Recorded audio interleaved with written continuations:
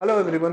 तो आप सभी का स्वागत है आज के इस लेक्चर में। पिछले वीडियो में हमने क्लास 10th केमिस्ट्री का जो था हमारा चैप्टर नंबर 1 जिसका नाम है रासायनिक अभिक्रिया एवं समीकरण का लेक्चर नंबर 1 देखा था। उस वीडियो में हमने क्लास 10 केमिस्ट्री का जो है रासायनिक एवं भौतिक परिवर्तन को देखा था। उसमें हमने जाना था कि रासायनिक अभिक्रिया क्या होता है, उसके बाद अभिकारक एवं उत्पाद के बारे में भी हमने जाना था। ठीक है, आज के इस वीडियो में हम जानने वाले हैं रासायनिक अभिक्रिया की विशेषताएं। ठीक है, ये हम आपको बता देते हैं एक बार। सबसे पहले आज टॉपिक्स क्या क्या कवर करने वाले हैं वो एक बार देख लेते हैं।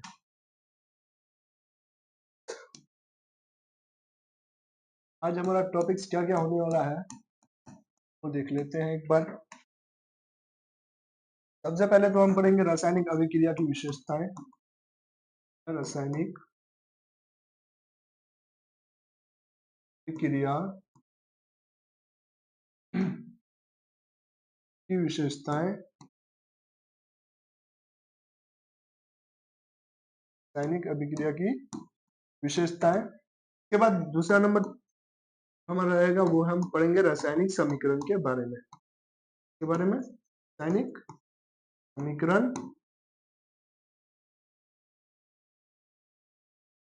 और इसके प्रकार जो है उसको भी हम देखेंगे कि रासायनिक समीकरण कितने प्रकार भी होते हैं एवं के प्रकार है। उसके बाद तीसरा नंबर जो हम देखेंगे, हम रासायनिक समीकरण को संतुलित करना सीखेंगे। ठीक है, ये क्वेश्चन रासायनिक समीकरण को संतुलित करना एग्जाम में 2 नंबर मार्क्स में भी पूछे जाते हैं, 1 नंबर में भी पूछे जाते हैं। ठीक है, रासायनिक समीकरण को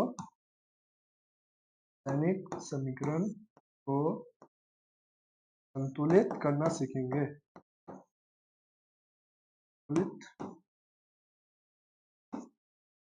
ठीक है, आज टॉपिक्स क्या क्या करने वाले हैं हम पहले पढ़ेंगे रासायनिक अभिक्रिया की विशेषताएं, उसके बाद रासायनिक समीकरण एवं इसके प्रकार को जानेंगे, उसके बाद हम क्या जानेंगे रासायनिक समीकरण को संतुलित करना सीखेंगे। ठीक है, तो चलिए आइए आगे वीडियो को बढ़ाते हैं आगे और जानते हैं रासायनिक अभिक्रिया की विशेषताएं। अब रासायनिक अभिक्रिया की विशेषताएं क्या होती है, देखिए जब कोई रासायनिक अभिक्रिया होती है, ठीक है, तो रासायनिक अभिक्रिया के फलस्वरूप जब कोई पदार्थ होता है, जैसे हमारा अभिकारक होता है, अभिकारक आपने वीडियो में जाना था, अभिकारक जो पदार्थ रासायनिक अभिक्रिया में क्या लेते हैं, भाग लेते हैं, उन्हें हम क्या नाम देते हैं, अभिकारक का नाम देते हैं। अब देखिए जो अभिकारक होता है वो अभिक्रिया के फलस्वरूप उनमें कुछ चेंजेस आता है, मतलब अभिक्रिया के फलस्वरूप कुछ परिवर्तन होते हैं। तो वही रासायनिक अभिक्रिया की विशेषता में बोला जाता है कि रासायनिक अभिक्रिया में आसानी से परीक्षण होने वाले परिवर्तन को हम रासायनिक अभिक्रिया की विशेषता कहते हैं। मतलब रासायनिक अभिक्रिया होने के फलस्वरूप जो परिवर्तन होते हैं, कौन कौन से परिवर्तन होते हैं, कौन कौन से चेंजेस आते हैं, या रासायनिक अभिक्रिया कैसे हुई है, ठीक है, रासायनिक अभिक्रिया होने के फलस्वरूप कौन कौन सी परिवर्तन आए हैं उनको हम देखेंगे। ठीक है, पहला हम क्या देखते हैं कि रासायनिक अभिक्रिया के होने के फलस्वरूप क्या क्या होता है, पहले हम देखते हैं। सबसे पहला अवस्था में परिवर्तन, यानी पदार्थ के अवस्था में परिवर्तन होता है। आप लोगों ने देखा होगा अगर कोई रासायनिक अभिक्रिया हुआ है तो वो क्या होता है, पदार्थ ठोस से रासायनिक अभिक्रिया होने के फलस्वरूप वो द्रव में बदलेगा। ठीक है, अगर द्रव है तो द्रव से गैस में भी बदल सकता है। ठीक है, अब रासायनिक अभिक्रिया में क्या होता है, ठोस से द्रव में, द्रव से गैस में, मतलब अगर अभिक्रिया हुआ हो तो क्या होता है, अवस्था में परिवर्तन होता है पदार्थ के। ठीक, उसके बाद ताप में परिवर्तन, ताप यानी टेम्परेचर जिसको बोलते हैं। ठीक है, टेम्परेचर क्या होता है, ऊपर नीचे हो सकता है, ताप में बढ़ोतरी हो सकती है, ताप मतलब घट सकता है। उसके बाद गैस का निकलना। ठीक है, रासायनिक अभिक्रिया में क्या होता है, अभिक्रिया होने के फलस्वरूप गैस का निर्माण होता है, हाइड्रोजन हो गया या नाइट्रोजन ऑक्साइड हो गया, जैसे कोई अभिक्रिया हुई हो। ठीक है, नाइट्रोजन गैस है, इसको ऐसे निकल रहा है, यदि कोई गैस निकले ना तो तीर का चिन्ह ऊपर हो, यानी NO2 के साथ ये चिन्ह है, इसका मतलब NO2 गैस का क्या हो रहा है, निकल रहा है। ठीक है, उसके बाद रंग एवं गंध में क्या होता है, परिवर्तन होता है, मतलब जब कोई रासायनिक अभिक्रिया होती है। ठीक है, तो आप लोगों ने देखा कोई पीला पदार्थ था, वो रासायनिक अभिक्रिया होने के फलस्वरूप नीला एवं हरे रंग में बदल गया। ठीक है, इसका मतलब उसके रंग में परिवर्तन हुआ और उसके गंध में भी परिवर्तन होता है। उसके बाद अवक्षेप का बनना, अवक्षेप का बनना समझ रहे हैं, यानी तो कोई रासायनिक अभिक्रिया हुआ उसके फलस्वरूप बना बेरियम सल्फेट।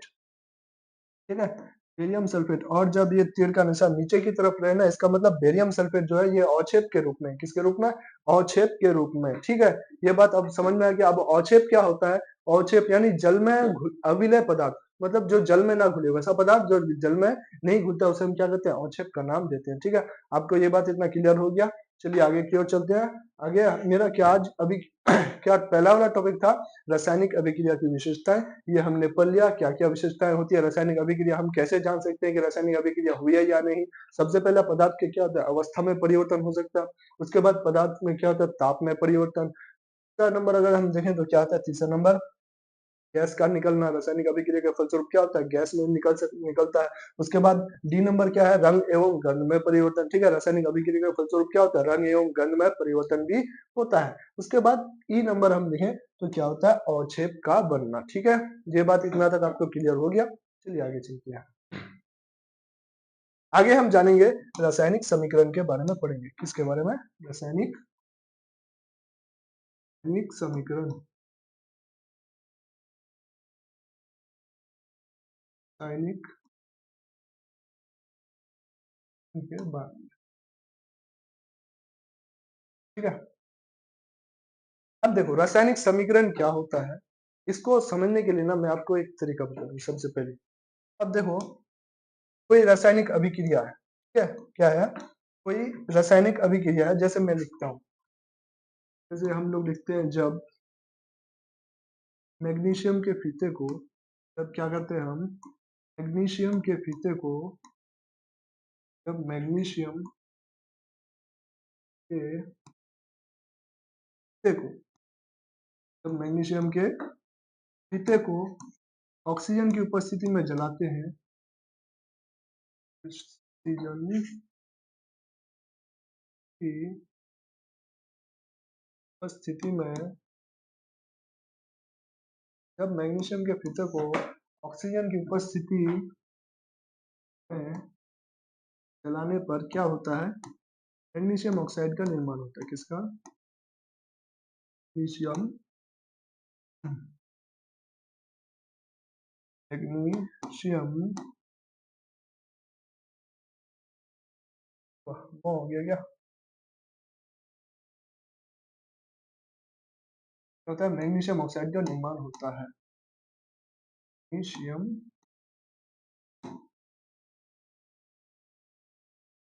ऑक्साइड का निर्माण होता है। यार लिखने में टाइम लग जाता है, इसलिए मैं चीजों को लिख के लाता हूँ। सबसे पहले क्या है, कोई रासायनिक अभिक्रिया है, क्या है कि जब मैग्नीशियम के फीते को ऑक्सीजन की उपस्थिति में जलाने पर मैग्नीशियम ऑक्साइड का क्या होता है, निर्माण होता है। ठीक है अब देखो, अब हम रासायनिक अभिक्रिया को जब इस तरीके से वाक्यों में बोला जाता है तो ये बहुत ही क्या होता है, लंबा हो जाता है। ठीक है, और जब रासायनिक अभिक्रिया को वाक्यों में बोला जाए तो इसे वाक्य समीकरण कहते हैं। ठीक है, ऐसे समीकरण को क्या कहेंगे हम, वाक्य समीकरण कहेंगे। अब देखो ऐसे अगर वाक्य में किसी रासायनिक अभिक्रिया को बोलते हैं, रासायनिक अभिक्रिया को बोलते हैं तो क्या होता है, ये थोड़ा लंबा लगता है। इसी को संक्षिप्त में लिखने के लिए शब्दों में लिखा जाता है, और जब रासायनिक अभिक्रिया को शब्दों में लिखा जाए तो उसे हम शब्द समीकरण का नाम देते हैं। क्या नाम देते हैं उसको, शब्द समीकरण का नाम देते हैं, शब्द समीकरण। देखो शब्द समीकरण क्या चीज होता है, देखो इसमें देखो वाक्य में बोला गया है कि जब मैग्नीशियम के फीते को ऑक्सीजन की उपस्थिति में जलाते हैं तो मैग्नीशियम ऑक्साइड का निर्माण होता है। इसको रासायनिक अभिक्रिया को वाक्य में बोला गया। अब इसी को शब्द में लिखेंगे तो क्या होगा, मैग्नीशियम, मैग्नीशियम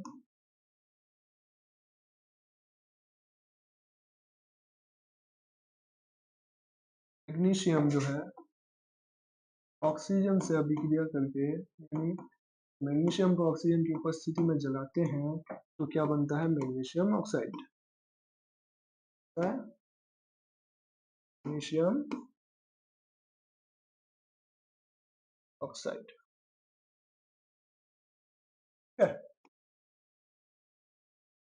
अब देखो जब रासायनिक अभिक्रिया को वाक्य में बोला जाए तो उसे हम वाक्य समीकरण कहेंगे। ठीक है, और जब रासायनिक अभिक्रिया को शब्द में लिखा जाए, जैसे मैग्नीशियम है उसको हम ऑक्सीजन की उपस्थिति में जलाते हैं और हमारा क्या बनता है, मैग्नीशियम ऑक्साइड आते हैं। ठीक है, और ऐसे मतलब जब रासायनिक अभिक्रिया को शब्दों में लिखा जाता है तो उसे हम शब्द समीकरण का नाम देते हैं। ठीक है, ये बात इतना क्लियर हो गया।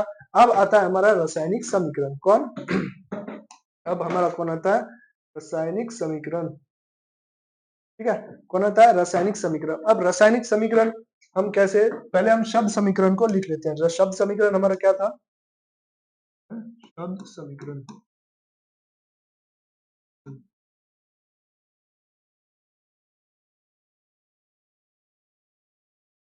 क्या है कि जब रासायनिक अभिक्रिया को, डेफिनेशन हम कैसे लिख सकते हैं, जब रासायनिक अभिक्रिया, रासायनिक अभिक्रिया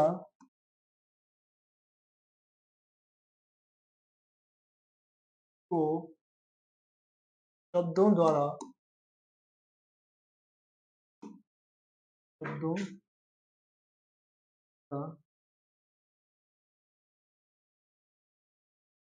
व्यक्त किया जाता है,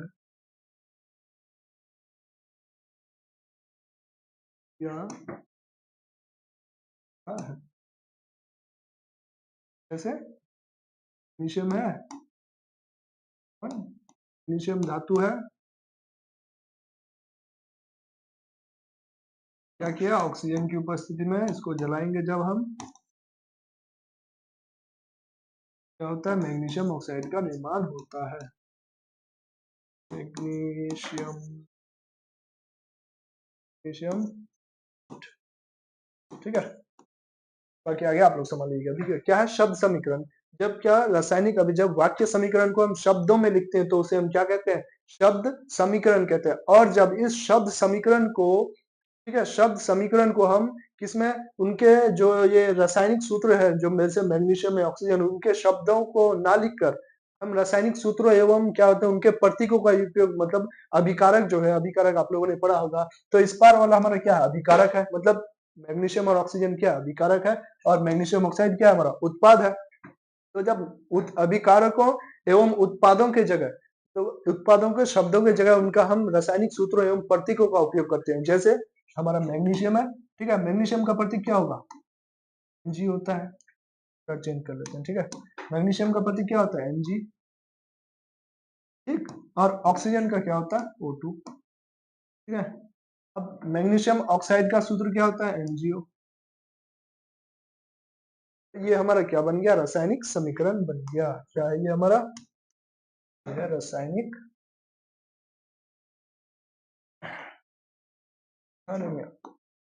रासायनिक समीकरण। ठीक,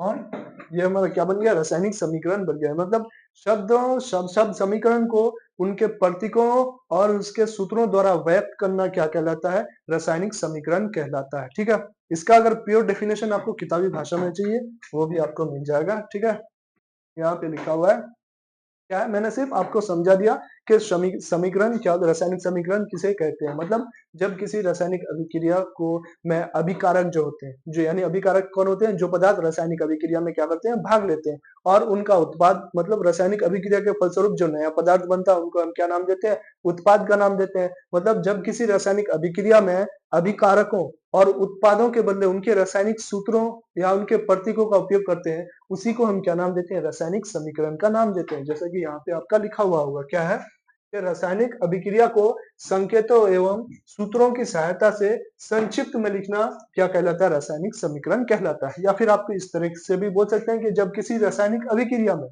क्या है कि जब किसी रासायनिक अभिक्रिया में संकेतों एवं सूत्रों की जगह क्या करते हैं, उनके रासायनिक सूत्रों का उपयोग करते हैं, तो उसे ही हम क्या कहते हैं, रासायनिक समीकरण का नाम देते हैं। ठीक है, जैसे कि यहाँ एग्जाम्पल दिया हुआ होगा, क्या करता है, हाइड्रोजन जो है वो ऑक्सीजन से अभिक्रिया करके किसका, जल का निर्माण करता है।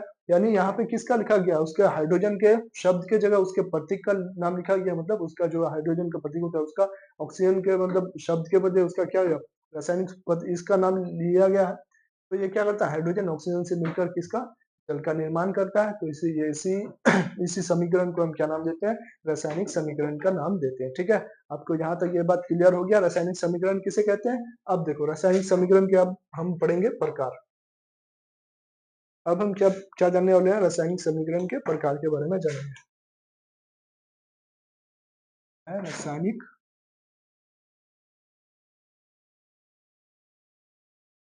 रासायनिक समीकरण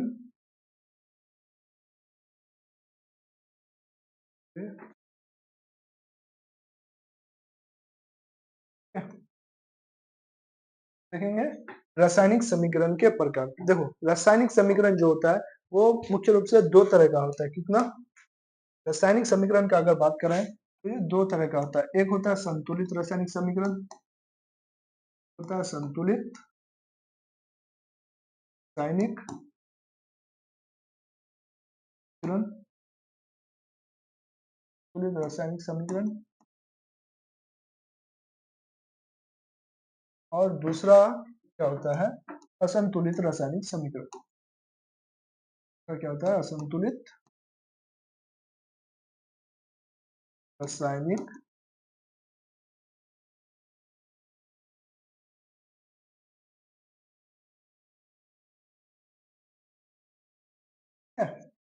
रासायनिक समीकरण आपको क्लियर हो गया कि जब किसी रासायनिक अभिक्रिया में अभिकारकों या उत्पादों के जगह उनके रासायनिक सूत्रों या उनके प्रतीकों का उपयोग करते हैं, उसे ही हम रासायनिक अभिक्रिया का रासायनिक समीकरण का नाम देते हैं। ठीक है, अब रासायनिक समीकरण के प्रकार को देखेंगे तो रासायनिक समीकरण जो है मुख्य रूप से दो तरह का होता है। ठीक है, एक है संतुलित रासायनिक समीकरण और दूसरा बात करें तो असंतुलित रासायनिक समीकरण। अब संतुलित रासायनिक समीकरण क्या होता है? देखो एक हम उदाहरण ले लेते हैं। जैसे जिंक हो गया। ठीक है, जिंक ये सल्फ्यूरिक एसिड है, यानी जिसको हम सल्फ्यूरिक अम्ल कहते हैं। जब जिंक H2SO4 के साथ अभिक्रिया करता है तो ZnSO4 और हाइड्रोजन गैस का निर्माण करता है। ठीक है, ये बात आपको इतना क्लियर हुआ? क्या है कि जब जिंक जो है वो सल्फ्यूरिक अम्ल से क्या करता है? अभिक्रिया करता है तो किसका? जिंक सल्फेट और हाइड्रोजन गैस का निर्माण करता है। अब इसमें देखो संतुलित रासायनिक समीकरण क्या होता है कि वैसा रासायनिक समीकरण जिसमें अभिकारक एवं उत्पाद, अभिकारकों एवं उत्पादों दोनों और प्रत्येक तत्व यानी जिंक, हाइड्रोजन, सल्फर, ऑक्सीजन, इसमें तीन तत्व है, यानी प्रत्येक तत्व में परमाणुओं की संख्या समान हो। किसमें? अभिकारकों और उत्पादों दोनों में। अब देखो इसमें समान है ना नहीं, ये हम देख लेते हैं। देखो जिंक का इस पार परमाणुओं की संख्या देखेंगे, इस पार देखो, इस पार जिंक का कितना परमाणु संख्या है? मतलब परमाणु की संख्या जिंक एक है, इस पार भी जिंक की परमाणुओं की संख्या कितनी है? एक ही है।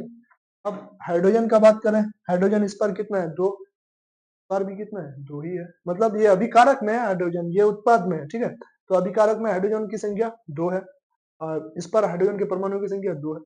अब सल्फर की बात करें तो इसमें सल्फर एक है, इसमें भी सल्फर के परमाणु की संख्या कितना है? एक ही है। हाइड्रोजन की बात करें तो मतलब ऑक्सीजन का, ऑक्सीजन O4 है, इस पर भी O4 है। मतलब दोनों ओर यानी अभिकारकों और उत्पादों दोनों ओर प्रत्येक तत्व के परमाणु की संख्या क्या है? समान है। इसी को हम क्या नाम देंगे? रसायन संतुलित रासायनिक समीकरण का नाम देते हैं। ठीक है, संतुलित रासायनिक समीकरण आपको समझ में आया? देखो नहीं आया बता देता हूँ। तब बोलता है कि जब किसी रासायनिक अभिक्रिया में अभिकारकों, ये Zn और H2SO4 ये क्या है? अभिकारक है। अभिकारकों और उत्पादों, उत्पाद इसमें क्या है? ZnSO4 हाइड्रोजन यानी H2।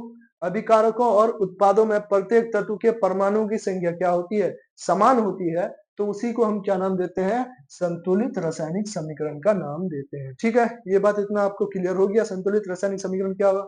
अब असंतुलित रासायनिक समीकरण का बात करें तो इसमें एक और उदाहरण ले लेते हैं। किसका? असंतुलित रासायनिक समीकरण का। जैसे हाइड्रोजन है और ये ऑक्सीजन है। ठीक है, और ये मिलकर किसका? H2O का निर्माण किया।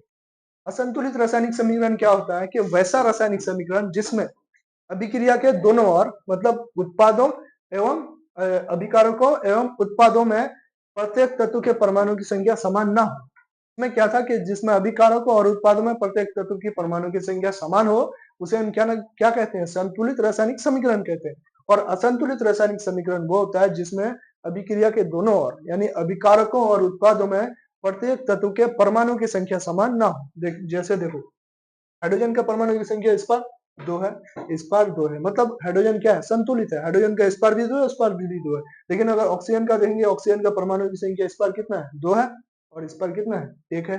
तो मतलब ऑक्सीजन क्या, ऑक्सीजन के परमाणु की संख्या समान नहीं है, तो इसीलिए इसको हम क्या नाम देते हैं, असंतुलित रासायनिक समीकरण। असंतुलित रासायनिक समीकरण क्या होता है कि जब किसी रासायनिक अभिक्रिया में अभिकारकों और उत्पादों में प्रत्येक तत्व के परमाणुओं की संख्या समान नहीं हो, उसी को क्या नाम देते हैं, असंतुलित रासायनिक समीकरण कहते हैं। ये बात इतना आपको क्लियर हुआ, समझ में आ गया। चलिए आगे चलते। अब इन दोनों का डेफिनेशन आपको लिख लीजिए आप, क्योंकि परीक्षा में पूछा भी जाता है संतुलित रासायनिक समीकरण क्या होता है। क्या यहाँ पे आप देख लीजिए क्या है, संतुलित रासायनिक समीकरण वैसा रासायनिक समीकरण जिसमें अभिक्रिया के दोनों ओर प्रत्येक तत्व के परमाणुओं की संख्या समान हो, उसी को हम क्या नाम देते हैं, संतुलित रासायनिक समीकरण का नाम देते हैं। जैसे एग्जांपल भी यहाँ पे आपका दिया हुआ है। ठीक है, ये बात इतना क्लियर हो गया, पहले ही मैंने आपको बता दिया। अब आगे आप असंतुलित रासायनिक समीकरण को देख लो कि वैसा रासायनिक समीकरण जिसमें क्या है, अभिक्रिया के दोनों ओर प्रत्येक तत्व के परमाणुओं की संख्या समान ना हो, उसी को हम क्या कहते हैं, असंतुलित रासायनिक समीकरण कहते हैं। जैसे यहाँ पे मैग्नीशियम जो है वो ऑक्सीजन, मतलब जब मैग्नीशियम को ऑक्सीजन की उपस्थिति में जलाते हैं तो एमजीओ का निर्माण करता है। अब देखो मैग्नीशियम का परमाणु की संख्या इस पर 1 है, इस पर भी मैग्नीशियम के परमाणु की संख्या कितना है, 1 ही है। ऑक्सीजन का बात करें, इस पर ऑक्सीजन के परमाणु की संख्या 2 है और इस पर 1 ही है, मतलब असंतुलित है, प्रत्येक तत्व के परमाणु की संख्या समान नहीं है। इसका मतलब ये क्या है, असंतुलित रासायनिक समीकरण है। ठीक है, ये बात आपको समझ में आ गया। संतुलित रासायनिक समीकरण किसे कहते हैं, असंतुलित रासायनिक समीकरण किसे कहते हैं, ये आपको इतना क्लियर हो गया। चलिए अब हम पढ़ेंगे द्रव्यमान संरक्षण का नियम। किसका, द्रव्यमान संरक्षण का नियम। चलिए क्या है, द्रव्यमान संरक्षण का नियम क्या कहता है। द्रव्यमान संरक्षण का पहला नियम कहता है कि किसी भी रासायनिक अभिक्रिया में द्रव्यमान का ना तो निर्माण होता है और ना ही विनाश होता है। क्या बोल रहा है कि किसी भी रासायनिक अभिक्रिया में द्रव्यमान का ना तो निर्माण होता है और ना ही विनाश होता है।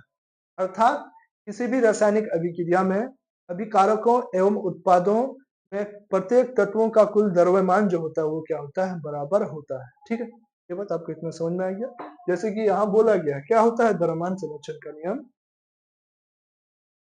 द्रव्यमान संरक्षण का नियम क्या होता है, किसी भी रासायनिक अभिक्रिया में द्रव्यमान का ना तो क्या होता है, निर्माण होता है और ना ही क्या होता है, विनाश होता है। किसी भी रासायनिक अभिक्रिया में द्रव्यमान का ना ही क्या होता है, निर्माण होता है और ना ही क्या होता है, विनाश होता है। लेकिन कि क्या, और इसके अलावा अर्थात अगर बात करें किसी भी रासायनिक अभिक्रिया में क्या अभिकारकों और उत्पादों में प्रत्येक तत्वों का कुल द्रव्यमान जो है, प्रत्येक तत्वों का कुल द्रव्यमान वो क्या होता है, बराबर होता है। ठीक है, ये बात इतना तक आपको क्लियर। द्रव्यमान मतलब द्रव्यमान संरक्षण का नियम क्या होता है कि किसी भी रासायनिक अभिक्रिया में द्रव्यमान क्या का ना ही निर्माण होता है और ना ही विनाश होता है। अर्थात किसी भी रासायनिक अभिक्रिया में प्रत्येक अभिक्रिया के दोनों ओर यानी अभिकारकों एवं उत्पादों में प्रत्येक तत्वों के परमाणु का कुल द्रव्यमान जो होता है वो क्या होता है, बराबर होता है। ठीक, द्रव्यमान संरक्षण का नियम आपको समझ में आ गया। चलिए आगे की ओर चलते हैं। माइक की आवाज ठीक है, ठीक है ना। चलिए अब द्रव्यमान संरक्षण का अब क्वेश्चन है हमारा, द्रव्यमान संरक्षण का नियम क्या है ये तो हम पढ़ लिए। अब हम जानेंगे रासायनिक समीकरण को संतुलित करना। अब रासायनिक समीकरण को संतुलित करना सीखेंगे। ठीक है, चलिए आइए सीखते हैं। सबसे पहला क्वेश्चन हम देखते हैं क्या है।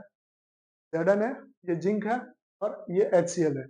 जिंक जब HCl से अभिक्रिया करता है तब क्या बनाता है, जिंक क्लोराइड और हाइड्रोजन गैस का निर्माण करता है। अब देखो बोले यार ये तो जिंक है, ये HCl से रासायनिक अभिक्रिया कर लिया और जिंक क्लोराइड और हाइड्रोजन का निर्माण कर लिया, तब इसको संतुलित करना क्यों जरूरी है। जैसे अभिक्रिया करने का वो जो जिंक था, हाइड्रोक्लोरिक अम्ल था, वो जिंक क्लोराइड और हाइड्रोजन गैस बना दिया। अब इसको संतुलित हमें क्यों करना है, मतलब रासायनिक जो अगर क्वेश्चन है कि रासायनिक अभिक्रिया को संतुलित क्यों किया जाता है, तो क्यों किया जाता है अभी मैंने आपको बता दिया। क्या, ये द्रव्यमान संरक्षण का जो नियम था, तो द्रव्यमान संरक्षण का नियम, अगर क्वेश्चन रहे कि रासायनिक अभिक्रिया को क्वेश्चन अगर आपका हो, क्वेश्चन अगर आपका हो कि रासायनिक रासायनिक समीकरण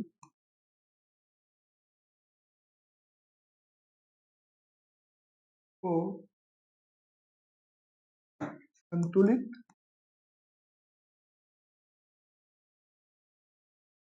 क्यों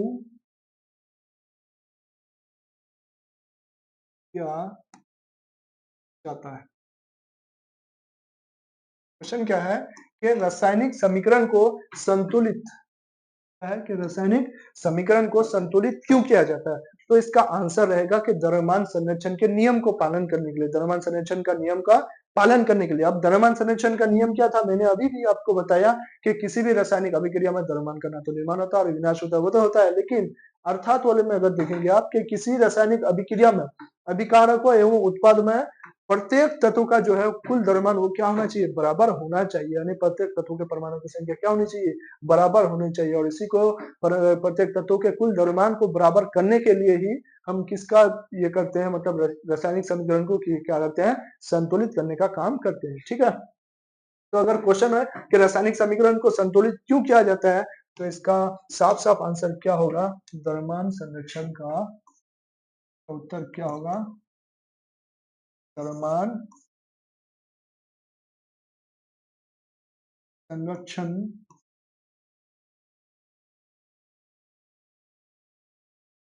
के नियम का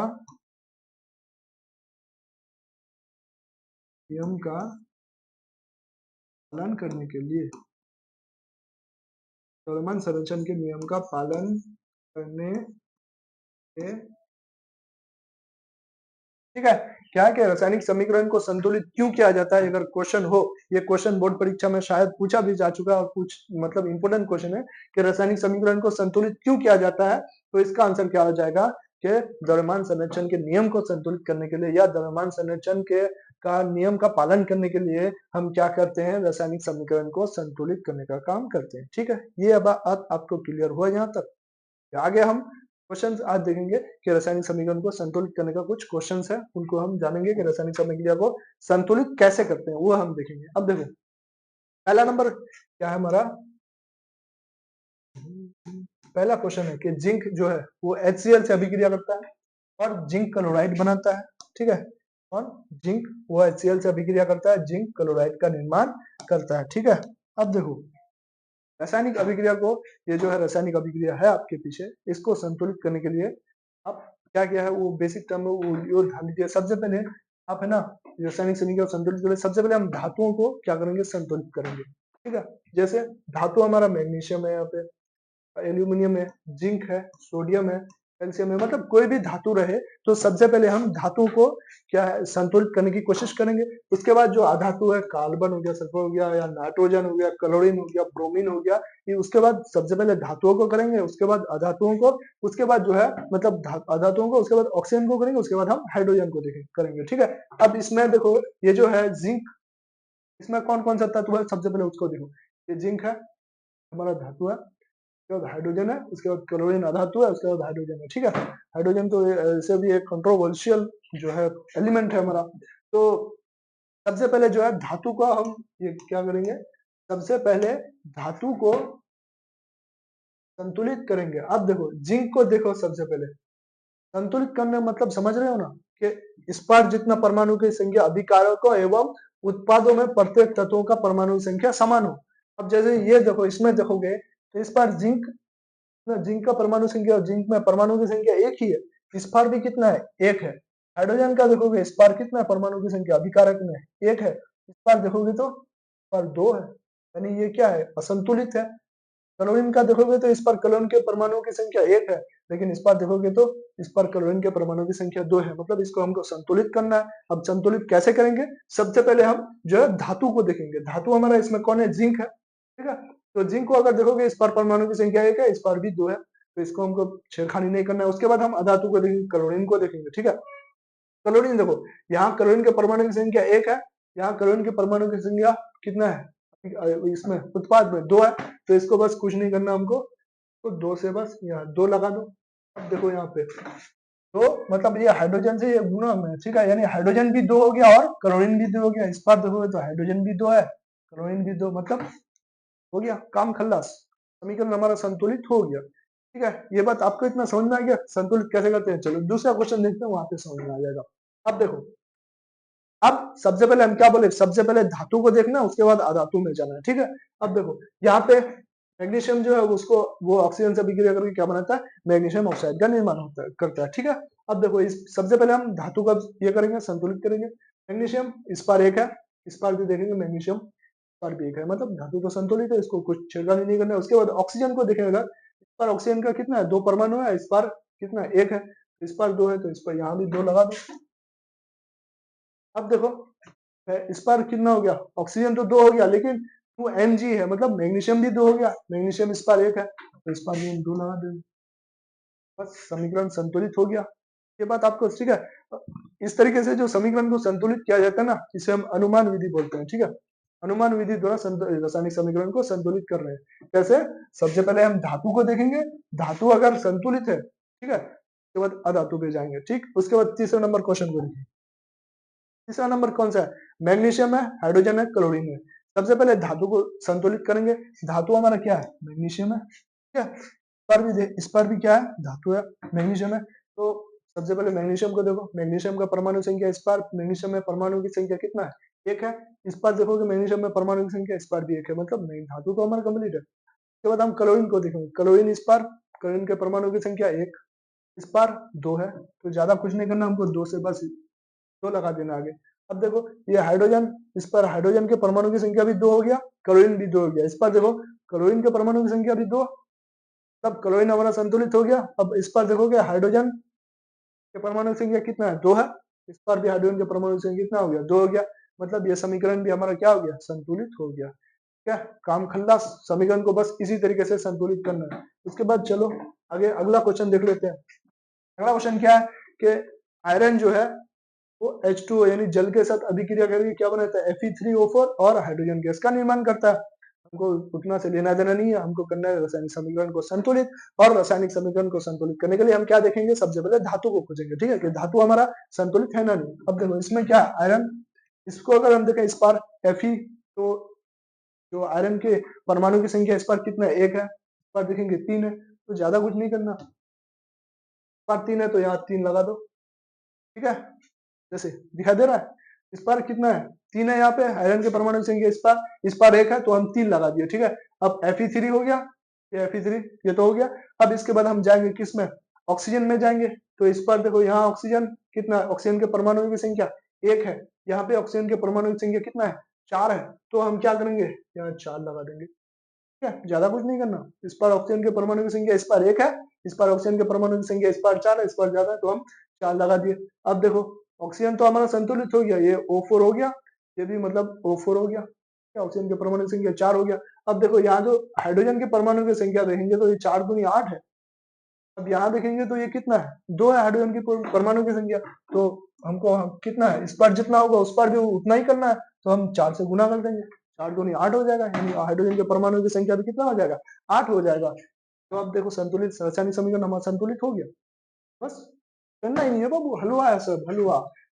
आयरन पर तीन था, इस पर एक था, तो हम तीन को तीन से गुना कर दिए। उसके बाद ऑक्सीजन देखे कि इस पर एक है, इस पर कितना है, चार है, तो हम चार चार को इससे क्या कर दिए, गुना कर दिए। अब देखो ये हाइड्रोजन है, हाइड्रोजन का इस पर दो है, इस पर कितना आठ है, तो हम चार इसको यहाँ लगा दिए, बस हो गया समीकरण हमारा संतुलित। पांचवा नंबर क्वेश्चन देखो क्या है, हाइड्रोजन है, क्लोरीन है, और क्या बना दिया हमारा, हाइड्रोजन क्लोरीन के साथ मिलकर या ये अभिक्रिया करके क्या बना दिया, HCl का निर्माण कर दिया। अब देखो हमको रासायनिक समीकरण हो गया, क्या करना है, संतुलित करना है। सबसे पहले क्लोरीन को देखो, क्लोरीन को देखेंगे, ठीक है, उसके बाद ऑक्सीजन को जाएंगे, उसके बाद हाइड्रोजन को देंगे। तो क्लोरीन को देखो, यहाँ पे क्लोरीन का परमाणु की संख्या पर, मतलब क्लोरीन में परमाणु की संख्या कितना है, इस पर क्लोरीन में परमाणु की संख्या कितना है, दो। इस पर क्लोरीन में परमाणु की संख्या एक है, तो हमको क्या करना है, ज्यादा कुछ नहीं, दो से क्या करना है, दो लगा देना है आगे। अब देखो इस पर क्लोरीन के परमाणु की संख्या भी दो हो गया, मतलब क्लोरीन तो हमारा संतुलित हो गया। और हाइड्रोजन में इस पर कितना है, दो, और ये दो यहाँ लगा दिए, तो ये तो हाइड्रोजन भी कितना, दो, ये हो ही गया। बस रासायनिक समीकरण हमारा क्या हो गया, संतुलित हो गया। ठीक है, ये आपको रासायनिक समीकरण को संतुलित करना होगा आ गया, इसलिए मैंने आपको बहुत सारा क्वेश्चन लेके आया ताकि आपको सब कुछ समझ में आए। उसके बाद अगला क्वेश्चन देखो, अगला है हमारा CH4 यानी मीथेन है। ये ऑक्सीजन के साथ अभिक्रिया करता है और कार्बन डाइऑक्साइड और किसका, जल का निर्माण करता है। तो सबसे पहले हम कुछ नहीं करेंगे, क्या करेंगे, कार्बन को देखेंगे। ठीक है, अब कार्बन को देखो, कार्बन इस पर परमाणु की संख्या कितना, एक है। ठीक है, इस पर कार्बन के परमाणु की संख्या एक है, बस दोनों पर बराबर है तो इसको साथ छेड़खानी तो है नहीं। इसके बाद हम जाएंगे ऑक्सीजन के पास। ठीक है, अब ऑक्सीजन के पास अगर हम देखें तो इस पर परमाणु की संख्या कितना है, दो। पर अगर जाए तो इस पर तीन है, इस पर कितना है, मतलब यहाँ पे दो है, यहाँ पे कितना है, एक है, तीन है। तो ज्यादा हमको कुछ करना नहीं है, तो क्या करना है, ये अभी तीन है तो इसको ऐसे छोड़ दो। अब देखो हाइड्रोजन का, यहाँ देखो हाइड्रोजन यहाँ कितना है, H4 है। हाइड्रोजन का परमाणु की संख्या अभिकारकों में कितना है, चार है। अब यहाँ पे देखेंगे तो यहाँ पे कितना है, दो है, यानी इस पर चार है, इस पर दो है, तो हम यहाँ दो लगा दे तो क्या हो जाएगा, हाइड्रोजन के परमाणु की संख्या कितना हो जाएगा, यहाँ अगर दो लगा दिए तो हाइड्रोजन के परमाणु की संख्या कितना हो गया, चार हो गया। यहाँ भी हाइड्रोजन के परमाणु की संख्या चार हो गया। अब यहाँ पे जो दो लगाए तो हाइड्रोजन के परमाणु की संख्या तो चार हुआ, ये ऑक्सीजन के परमाणु की संख्या भी कितना हो गया, दो हो गया। ठीक है, तो H2 था, यानी ये हाइड्रोजन चार हो गया और यहाँ जो ऑक्सीजन था, ये ऑक्सीजन के परमाणु की संख्या दो हो गया। मतलब यहाँ ऑक्सीजन के परमाणु की संख्या दो और ये दो, तो दो दो कितना हो गया, चार हो गया। और अगर इस पार देखें तो इस पार कितना है, ऑक्सीजन दो ही है, तो यहाँ पे हम दो लगा देते हैं। अब देखो, इस पार भी ऑक्सीजन की परमाणु की संख्या कितना हो गया, चार हो गया। इस पार भी ऑक्सीजन के परमाणु की संख्या चार हो गया। ठीक है, तो ठीक इसी तरीके से आपको जाना है। सबसे पहले जो है धातु को ये कर देना है, संतुलित करना है, उसको देखना है, वो अगर संतुलित है उसके बाद अधातु में जाएंगे। अधातुओं में भी ऑक्सीजन और हाइड्रोजन को बाद में जाएंगे। सबसे पहले अगर क्लोरीन रहे, सल्फर रहे, कार्बन रहे तो उसको पहले संतुलित करेंगे। ठीक है, अब देखो इसको, इसमें देखेंगे कि Fe2O3 है, यानी इसमें अगर धातु को सबसे पहले देखेंगे तो ये धातु आयरन भी है हमारा, एल्यूमिनियम भी है। तो आप जो दोनों में से किसी को भी ले लो। ठीक है, सबसे पहले हम आयरन को ले लेते हैं। अब देखो आयरन में देखोगे तो इस पर आयरन के परमाणु की संख्या कितना है, दो है। आयरन में अभिकारकों में देखोगे इस पर आयरन के परमाणु की संख्या दो है, इस पर कितना है, एक है। तो ज्यादा कुछ नहीं, हम दो यहाँ दो लगा देते हैं। क्लियर, अब देखो यहाँ O3 है। ठीक है, यहाँ कितना है, O3 यानी ऑक्सीजन के परमाणु की संख्या। धातु तो और एक है, तो हम और एक देख लेते हैं, एल्यूमिनियम है। तो सबसे पहले हम धातुओं को ये करना है। ठीक है, तो सबसे एल्यूमिनियम, इस पर एल्यूमिनियम के परमाणु की संख्या एक, इस पर एल्यूमिनियम के परमाणु की संख्या दो, दो है तो इस पर हम दो लगा देते हैं। बस एल्यूमिनियम हमारा दो हो गया, ये भी हमारा हो गया। ऑक्सीजन तो तीन उस पर भी है, तीन इस पर भी है, बस काम खल्लास, समीकरण हमारा संतुलित हो गया। ठीक है, ये बात इतना तक हो गया। चलिए आगे चलते हैं। 8वां नंबर क्वेश्चन है कि BaCl2 यानी बेरियम क्लोराइड जो है वो एल्यूमिनियम Al2SO4 ये अभिक्रिया करके बेरियम सल्फेट और AlCl3 का निर्माण करता है। ठीक है, तो सबसे पहले हमको क्या करना है, सबसे पहले ज्यादा समीकरण को देख के डरो मत। ठीक है, सबसे पहले हमको धातु को देखना। धातु मतलब इसमें बेरियम भी है और Al2 भी आता है।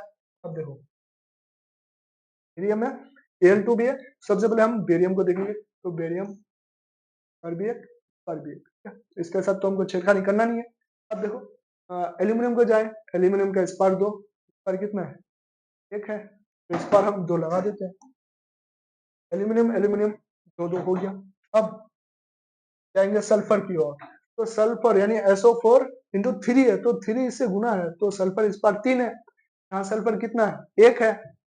ठीक है, तो हम क्या करेंगे, यहाँ सल्फर तीन है तो यहाँ तीन से गुना कर देते हैं। अब देखो क्या हुआ, अब मसला, सल्फर तो तीन हो गया और ऑक्सीजन भी कितना हो गया, चार है, चार तिया 12 हो गया, यहाँ तीन चौके 12, ऑक्सीजन यानी ऑक्सीजन इस पर भी 12 उस पर भी 12 हो गया। एल्यूमिनियम इस पर भी दो उस पर भी दो हो गया। और क्लोरीन इस पर भी कितना है, इस पर क्लोरीन, हाँ क्लोरीन भी क्या अभी असंतुलित है। तो हम यहाँ जो बेरियम, यहाँ जो तीन लगा दिया बेरियम के आगे, मतलब पहला का काम तो बिगड़ गया। पहले हमारा बेरियम क्या था, बेरियम जो था वो पहले संतुलित था, मतलब पहले अब गलती कर दिए उसको, मतलब पहले सही था, अब सही काम को हम बिगाड़ दिए तो उसको तो सही करना पड़ेगा बच्चों। तो इसको हम सही करने के लिए क्या करेंगे, यहाँ तीन था तो यहाँ हम तीन लगा देते हैं। अब देखो बेरियम इस पार भी तीन हो गया, बेरियम इस पार भी तीन हो गया, क्लोरीन इस पार भी छह हो गया, क्लोरीन उस पार भी छह हो गया, एल्यूमिनियम इस पार भी दो इस पार भी दो, सल्फर इस पार कितना हो गया तीन, सल्फर इस पार भी तीन, ऑक्सीजन इस पार 12, ऑक्सीजन उस पार भी 12, बस काम खल्लास, समीकरण संतुलित हो गया। ठीक है, तो आज का वीडियो बस यहीं तक रखते हैं। ठीक है। तो आज के वीडियो का समापन हम यहीं तक करते हैं। अब मिलते हैं फिर अगले वीडियो में। अगले वीडियो हम क्या बात करेंगे, हम बता देते हैं आपको क्या बात करेंगे अगले वीडियो में। अगले वीडियो में हम पढ़ेंगे,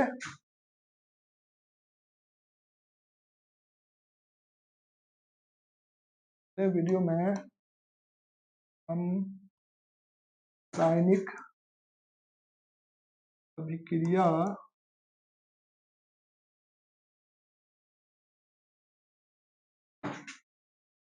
के प्रकार है।